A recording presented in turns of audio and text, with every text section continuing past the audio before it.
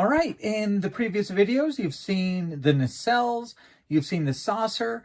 In today's video, we are going to finish up this lighting kit and finish assembling this model. Now, you've already seen how the LED strips go together, so we're going to jump right in. So the first part we're looking at is the neck, and this part was really super simple. Simply 2 pieces of LED tape connected with the connectors, and it will have a lead going down out of the neck that will go into our circuit board. So that is the neck of the ship. Next up, we have the engineering hull, and this was another pretty simple setup. You have one specific LED, and that one is on a lead all of its own. And then on each half of the engineering section, you have 3 sections of LED tape. There are little mounts that you're supposed to glue these to, so everything fits really well. Now, what's definitely more complicated is the shuttle bay that goes inside this ship. Now, on the shuttle bay, remember the kit gives you opaque pieces. So these 3 pieces all are part of the kit. But on the lighting kit, you get clear plastic parts for this observation room, all the walls of the shuttle, and this tailpiece are all done in clear. So you start off by masking the windows on the clear parts, and then laying down light blocking layers, and then painting it in shades of tan and gray. And then finally, you do decal it kind of before putting it together. Once you assemble it, this is what your shuttle bay will look like. And this is just a real simple detailing job, kind of done really out of the box, just with the kit decals. Now this piece gets probably the most LEDs. You get 3 along the top. This one lights up this observation room and that dome over the tail. These 2 are going to light up the roof of your shuttle bay, and the LEDs on the side, those will light up these windows for shuttle bay and hopefully some of the other rear windows of the ship. And of course, you may take some note, there's some blue paint that I've laid down here. We'll get to why that's important in just a moment. Now on this little piece here, the instructions do have a hint to cut out an area here so that this LED bulb fits in easily. And on this clear part, you want to paint some clear red, clear yellow, clear green, clear yellow, clear red. And then mask off those little lines and spray the entire thing with your light blocking colors. And then finally, the color your ship will end up. And now the hardest part about this entire build was getting the shuttle bay to fit into the rear of the ship. And this is just something where you're going to take a little bit of time. You're going to really prep your parts. You're going to do a lot of test fitting to make it work. And that is in the instructions. It does say, special note, in order to fit the hangar bay, it may be necessary to remove plastic from the inside of the secondary hull walls along the top and the area surrounding the wire Q and R bulbs.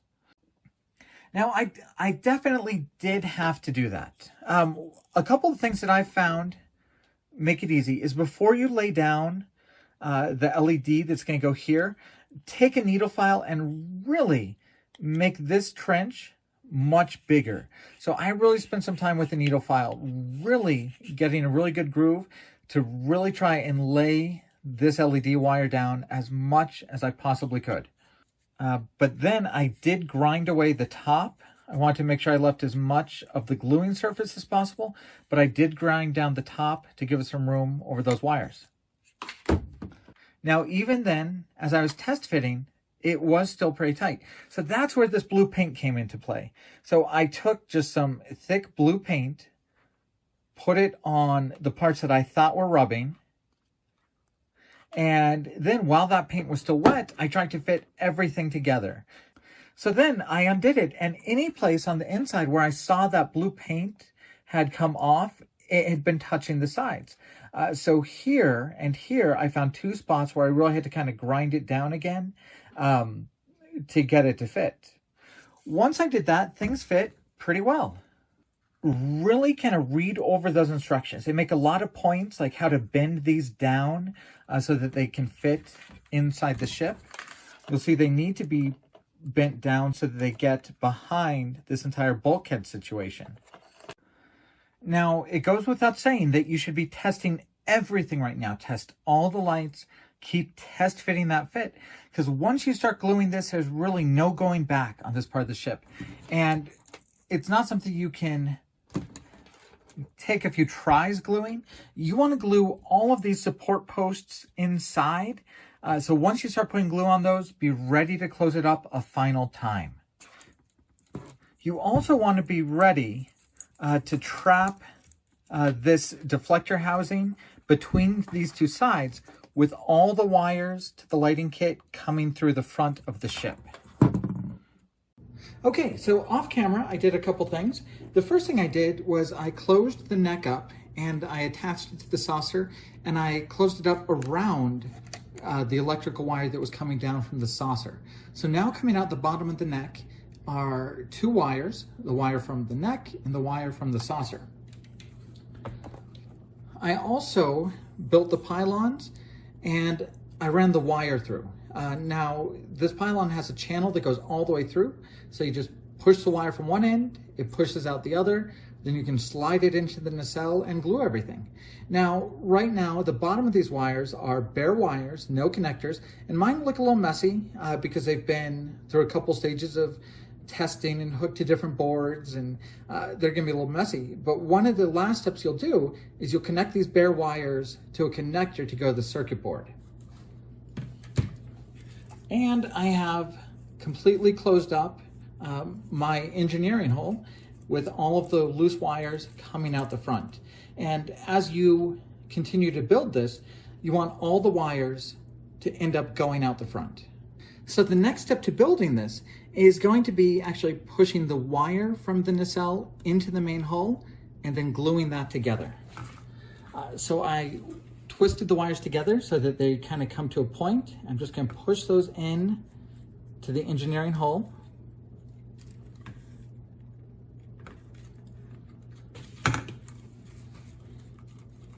Then I'm going to continue to feed that in. I'm going to add glue to my gluing surface, and I'm going to push this in until it's solid. Okay, I have the pylons drying right now and curing, and as you can see, I've pulled those wires right up front here, so they're kind of in the front of the ship. One right here, one right here. Now what we do is we splice wire J onto the ends of those connections. Now, as you can see right now, there's very little room to work right here without being in the plastic. So we're gonna cheat just a tiny bit. So what I'm doing to cheat right now is I'm pulling them out where the neck is going to go. So now you can see I've got 4 to 5 inches to work rather than having to work inside the mouth of the ship. The first thing I'm gonna do is I'm gonna clean up these frayed edges that have just resulted from me kind of twisting them on and off at things as I tested them.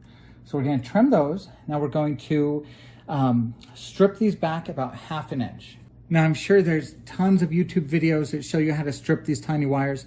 What I do is I use like my actual plastic snips, and I just squeeze a tiny bit and pull, squeeze a tiny bit, turn 90 degrees and pull. And if you keep doing that, never actually pressing down enough to clip, just to make small indentions in the plastic, eventually just light tugs will pull the plastic off. Okay. So we're going to be splicing these wires to the connectors like I've done on this other side. Now the connections from J are pre-stripped, so you just pull the end off and you've got bare wire, just like that. And the kit provides some heat shrink tubing. You need to splice together a total of 3 different connections, so that's a total of 6 different wires, so just kind of cut it accordingly. Try and give yourself 1 inch or so for each piece. So just take your heat shrink tubing and you're going to slip it over the wire and you're going to slide it down so it's underneath the connection you're trying to splice. So it's going to look a bit like that. Then You're going to come over to the wire you're splicing it to, and you're going to twist the bare wire from both black wires tightly.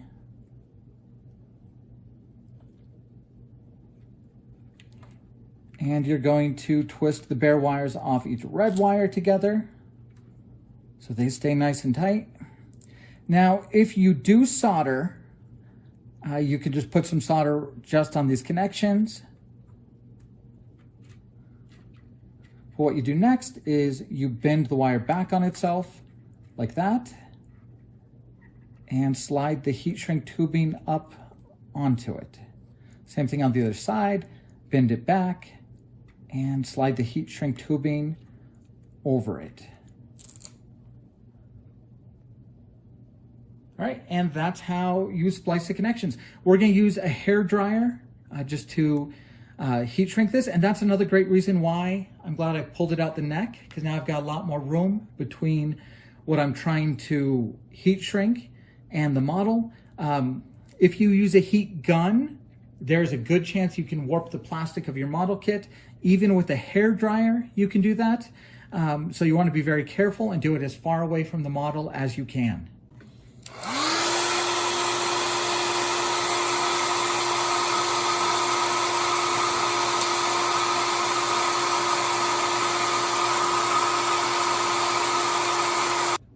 All right, that's how you splice wires together neatly without doing any soldering. And the final major part of assembly will be to take the two wires from the saucer section. We'll feed those out the front of the ship as well, and then glue this all together.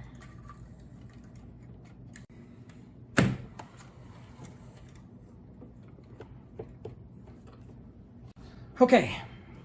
I'm now gluing this together. I've got a lot of glue on those thick gluing surfaces, and you just want to use books or boards. In my case, I like using a towel because it lets me really kind of control the height I'm getting out of it.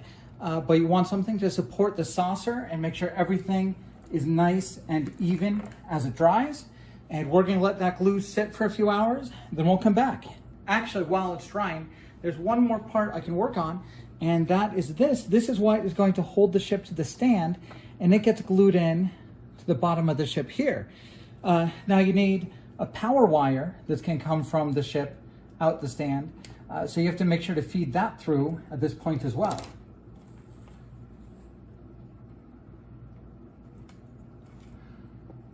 So we're going to feed that up.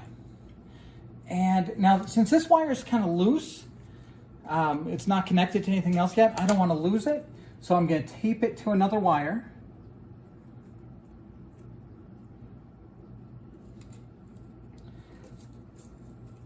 And this is going to go out the bottom of the ship, like this. So now that that wire's in place, we can glue this in.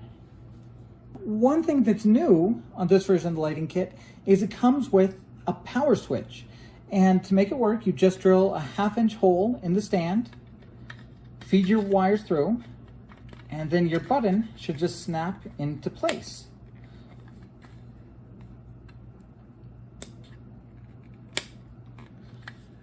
Underneath, you have to drill a hole here for the wires to come out.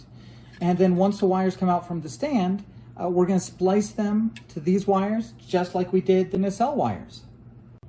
All right, there you can see I have spliced together the wire from the ship to the wire to the switch, just like I spliced the ones to the nacelle.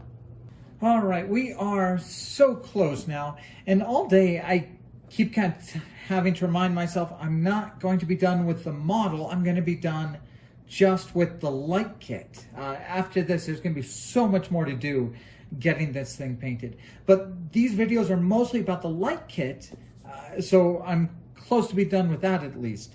So right now we have all of our wires coming out the front of our ship, and we need to connect all of them to our circuit board. All of them are very clearly labeled where they go. So I'm just going to start connecting those one by one. And this time I really am going to snap them all the way in. All right, everything is now connected to the circuit board, and we're going to slide the circuit board into the ship. You can see right here, there's some notches, one on each side. The circuit board slides into those. So I'm just going to very slowly push in all the wires behind it and slide that circuit board in.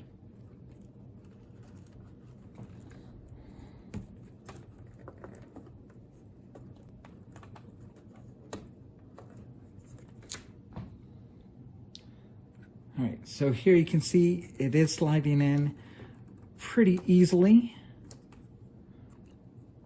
Hopefully you can see right there, it is fitting in right where it's supposed to.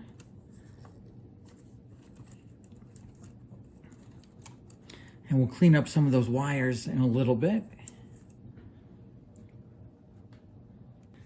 Now remember, there's a lot of parts of the ship that are meant to be friction fit and not glued in. This is one of them. So this cap that goes on the very front of the deflector, that is not something we're going to glue in. You're just going to press it into place.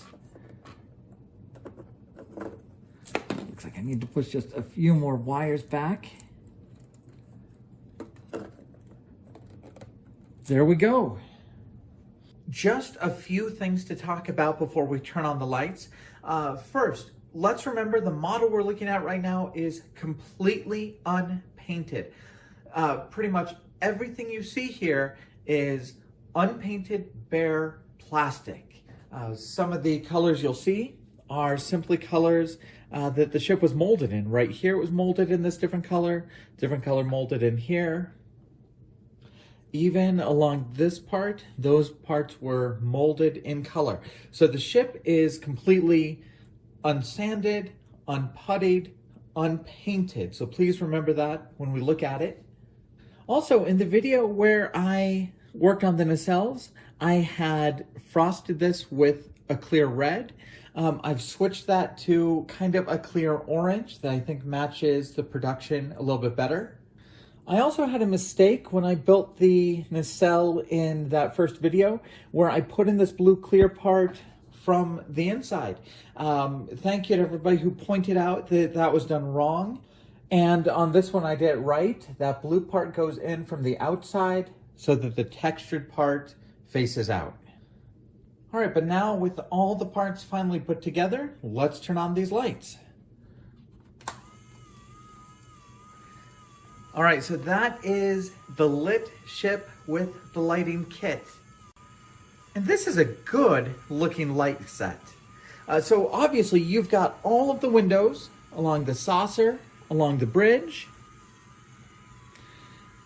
all the lit windows along the neck, along the engineering hull. And you even get a few lights that were actually never on the studio model.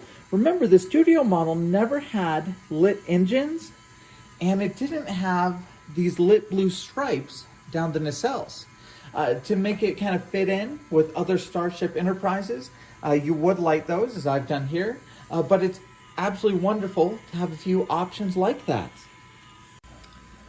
All right, now, one of the coolest effects, and probably the star of the entire light kit, is the lighting effect for the nacelles. This is a really cool effect done by a circuit board that has some flashing LEDs, clear plastic parts that are tinted in all sorts of different colors, and of course the motors to turn the fan blades at the front of the nacelles. You do get flashing lights for the saucer, the red and the green navigation lights. You also get a strobing light here on the back of the ship. Here's a look inside that lit shuttle bay. So you can see, if you look inside to the sides, you can see the lit windows on either side. You also get those nice navigation landing lights here, and of course this lit observation room on top. All right, if we get a look at the bridge, you can see it is nicely lit. You see you can light individual screens. So there's our main view screen with the Klingon cruiser on it. And as we go around the bridge, we have a few more screens lit. And I suppose I really should not put these two side by side yet, because of course my TOS version is completely unpainted right now. but I couldn't really resist putting them side by side at least once in this video. It is actually nice to have them here together so we can talk a little bit about cost. Now, my refit is probably done with about $60 worth of parts. LEDs, LED strips, a little bit of fiber optics, and a lot of hard work and planning to make it all work. There's a lot of things that I did not get doing the homemade lighting for the refit that you get when you buy the official lighting kit for the TOS. And just one more shot there comparing the two models. So homemade lighting, about $60. This lighting kit is about $200. So for that extra $200, you get the blinking lights. You can't do that just with LED strips and LEDs unless you get a separate circuit board. So you get the blinking nav lights, the blinking ones on the back. You get the clear parts for the bridge. You get the clear parts for the shuttle bay. And of course, you get all the parts, the motors, the circuit board, the LEDs, and the clear parts to do these nacelle end caps. But finally, the big thing that you get is this is a completely plug-and-play, toolless lighting kit. This is not something you have to figure out, plan, work on voltages, wattages. You don't need to solder. All of that work is already done for you, pre-planned, and everything you're seeing right now, these are the out-of-the-box lighting effects. No additional parts. I haven't gone off script anywhere. This is fully what you should expect your models to look like, simply using the out-of-the-box lighting kit. When I look at what I could have done for $60, $80 versus what they did for $200, I absolutely see things that I could not have done myself at that lower price point. I think the price of $200 is fair for what you're getting, and I know there are plenty of third-party lighting kits that are right around that $200. Some are a little less, some are a little bit more, but I think $200 is really a fair price for the lighting kit. But of course, it's an entirely personal decision whether or not $200 is something you want to spend on a lighting kit. Something else I want to talk about on this video is the engineering on the 350th TOS Enterprise by Round 2 is absolutely fantastic. Remember, I have not done any puttying. I have not painted anything from the outside, and I see almost no light leaks. There's no light leaking along the saucer edges. I haven't glued this bridge dome down at all, and I don't have any light leaks. No light leaks where the neck meets. I have no light leaks down that back middle seam. All of those connect together perfectly and are completely light blocking in and of themselves. Well, I hope that gives you a good idea of what the lighting kit for the 350th TOS Enterprise does, how it works, how you can put it in your model, and hopefully that'll help you guys figure out if you want to get it, if you want to use it, what changes you might make to your builds to make it work better. We're going to do a few more videos about this, probably a few weeks from now, where we paint it and decal it and actually get it worthy for display. So watch for those videos in the future. And obviously a big thanks to all of you guys for watching the videos and supporting us. And a big thanks to Round 2 for letting us get a look at this light kit a little bit early.